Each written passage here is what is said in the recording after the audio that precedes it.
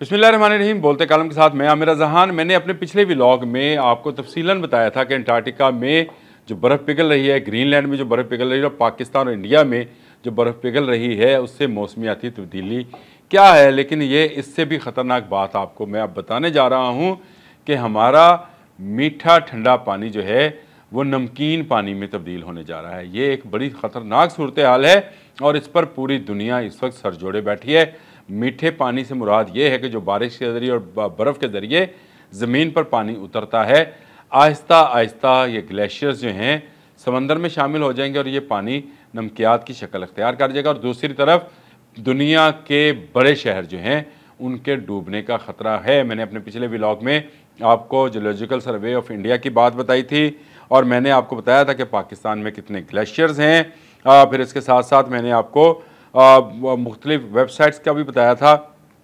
एक्सियस और न्यूयॉर्कर्स ने भी इस पर एक रिसर्च पेपर जो है वो जारी किया है और पाकिस्तान में भी इस पर काम हो रहा है। और पाकिस्तान में कहाँ काम हो रहा है जी, वो भी मैं आपको बता देता हूँ कि international centre for integrated mountain development एक अदारा है जी।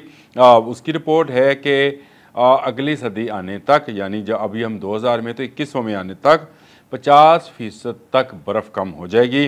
नेशनल इंस्टीट्यूट ऑफ ओशनग्राफी ने भी ये इंकशाफ किया है कि अगर ये पिघलाव इसी तरह जारी रहा तो फिर पाकिस्तान के कौन कौन से शहर हैं जो पानी में डूब जाएंगे और वहाँ का वो उनका मीठा पानी जो है वो नमक में तब्दील हो जाएगा। बिल्कुल इसी तरह से है।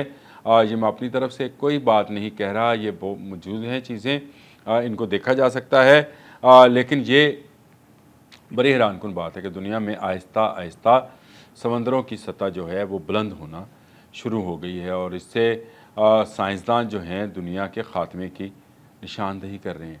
वो कह रहे हैं 2050 से 2060 तक बेशुमार बर्फ़ पानी में बदल कर इसी तरह सैलाबों में बहकर समंदर के अंदर चली जाएगी और समंदर में एक नमकीन पानी के अंदर मज़ीद इजाफा हो जाएगा और ये 50 मीटर तक भी इजाफा हो सकता है, 5 मीटर तक भी इजाफा हो सकता है, सॉरी 50 कह रहा हूँ, 5 मीटर तक भी इजाफा हो सकता है।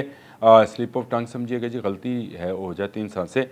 लेकिन उनका जो साइंसदानों ने अंदाज़ा लगाया, उन्होंने कहा है कि अब तक 1880 से लेकर आज के दिन तक 9 इंच इजाफा हुआ है समंदर के पानी में।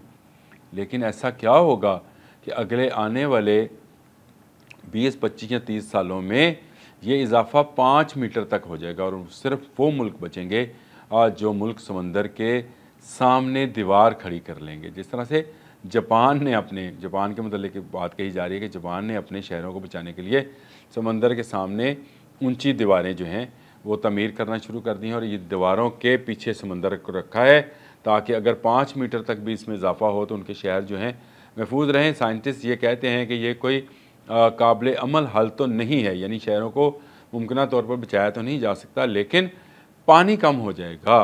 अभी 2060 तक पानी बेशुमार आएगा जिस तरह से अब आया है। अगले साल इससे ज़्यादा बारिशें और इससे ज़्यादा फ्लैश फ्लडिंग होने वाली है। खैबर पख्तूनख्वा, कश्मीर, हमारे यहाँ के पंजाब, सिंध के दरिया जो हैं ज़्यादा बिफरने का ख़तरा है, ज़्यादा बारिश होने का ख़तरा है। 22% कहा जा रहा है कि बारिशें जो हैं वो ज़्यादा होंगी।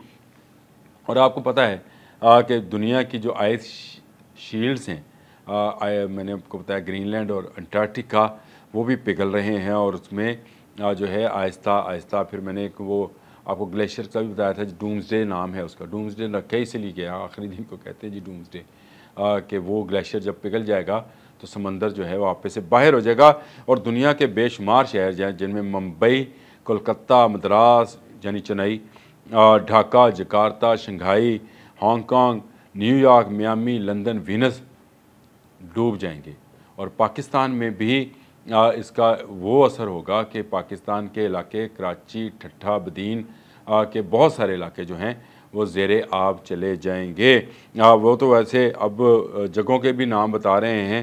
अब मैं आपको क्या क्या बताऊं कि वो कह रहे हैं कराची में कौन कौन से इलाके जो हैं वो हैं, उसमें करंगी, क्लिफ्टन, इस तरह के इलाके भी शामिल हैं। इन इलाकों में ज़्यादा पानी आने का ख़तरा है। ये बताया जा रहा है कि 2050-2060 के दरमियान में ये सूरत हाल होगी कि पाकिस्तान के बेशतर इलाके और दुनिया के बहुत ज़्यादा ऐसे शहर, बड़े आबादियों वाले शहर जो समंदरों के किनारे हैं, उनको ख़तरा है। लेकिन साइंटिस्ट जो हैं वो नाउम्मीद नहीं, और अल्लाह की रहमत से भी हमें नाउम्मीद नहीं होना चाहिए। आज हम जिस बारिश को कह रहे हैं, शायद यही बारिश हमें बचाने के लिए आ रही हो और आने वाले वक्त में हिद्दत जो है वो कम हो जाए, क्योंकि दुनिया ने एनवायरनमेंट की तब्दीली को जांच ली है और कह दिया है कि आने वाला वक्त जो है ऐसी तवानाई बनाने का है जो कि माहौल को डिस्टर्ब ना करे। यानी जिस तरह से सोलर है, जिस तरह से चीन जो है वो एटमी आंसर्स को तोड़कर मुख्तलिफ़ किस्म का एक एनर्जी सिस्टम बनाने जा रहा है। अगर ये एनर्जी सिस्टम बनता है, इलेक्ट्रिक गाड़ियाँ आ जाती हैं, डीज़ल पेट्रोल का जो है इस्तेमाल कम हो जाता है, फैक्ट्रियों से निकलने, चिमनियों से निकलने वाला धुआं जो है उसको किसी तरीके से ख़त्म कर लिया जाता है, तो इस मामले को मज़ीद अगले आने वाले 40-50 साल के लिए या 60 साल के लिए रोका जा सकता है, बल्कि अमरीकी जरीदे के मुताबिक सदियों के लिए भी रोका जा सकता है, अगर हम तमाम दुनिया के लोग मिलकर इस मौसमियाती तब्दीली को समझें।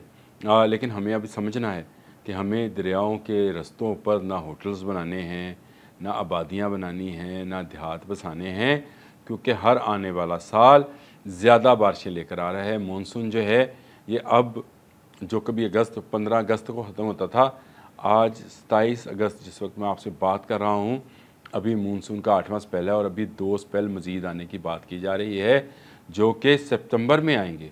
और ये मामला पाकिस्तान में तो चले है ही कि ये सितंबर के मिड तक चला जाएगा मानसून।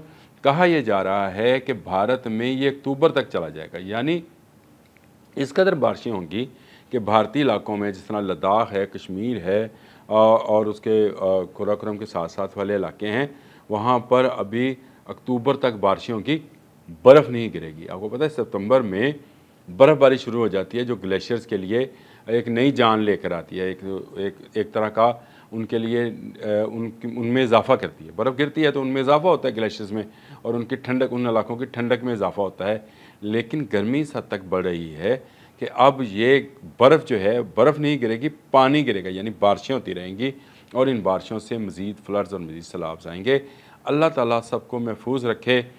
पानी आ गया है, कभी हम पानी की कमी की बात करते हैं, आज वक्त है कि अगर हम आज से डैम बनाने शुरू करें। वैसे कल एक वफाकी वज़ीर मुसद्दिक़ मलिक साहब ने ये बात कही भी है कि जैसे ही ये मानसून सीज़न ख़त्म होता है तो हम अगले मानसून सीज़न की तैयारियों को, बचाव की तैयारियों को शुरू करने जा रहे हैं।